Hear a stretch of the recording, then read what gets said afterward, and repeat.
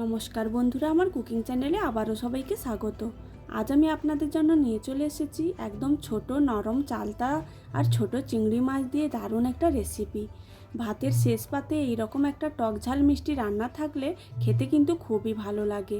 এটা বানানো খুবই সহজ, বিশেষ কিছু উপকরণও লাগে না, খেতে দুর্দান্ত হয়।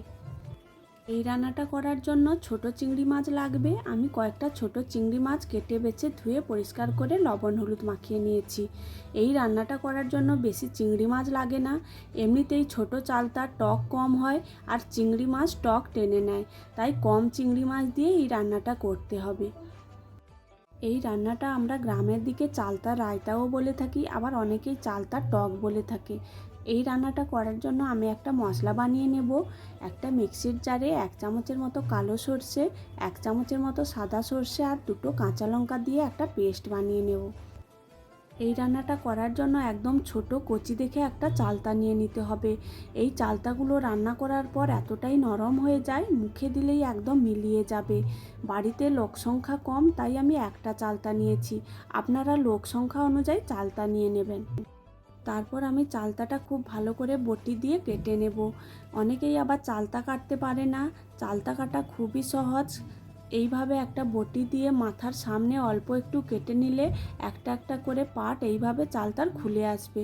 এইভাবে সবগুলো আমি চালতা একইভাবে কেটে নেব। সবগুলো চালতা আমি ছাড়িয়ে নিয়েছি, তারপর খুব ভালো করে পরিষ্কার করে কেটে নেব। চালতার ভেতরের দিকটা আঁশের মতো একটা পাতলা অংশ থাকে, ওটা তুলে বাদ দিয়ে দিতে হয়।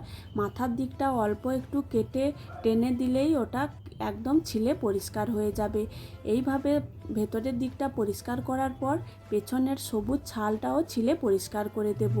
তারপর একদম সরু সরু লম্বা লম্বা করে কেটে নেব।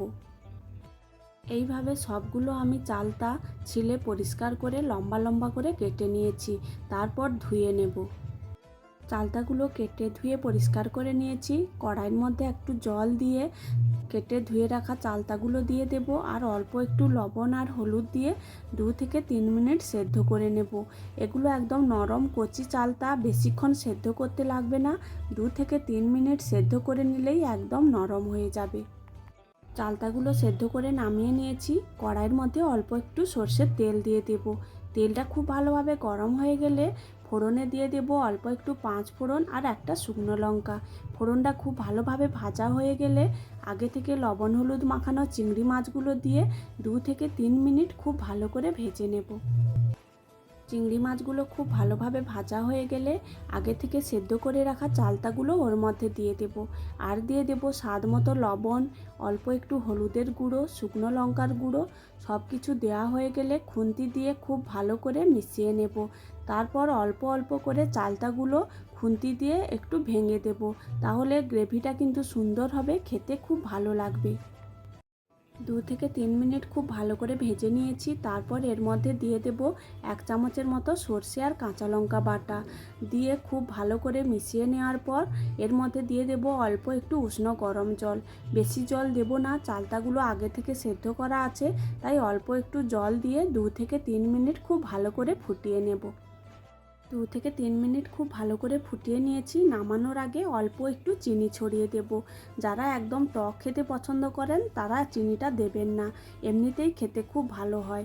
তারপর আমি চিনিটা খুব ভালো করে মিশিয়ে নামিয়ে নেব। নামিয়ে নিলেই একদম রেডি হয়ে যাবে একদম ছোট চালতা আর চিংড়ি মাছ দিয়ে রায়তা।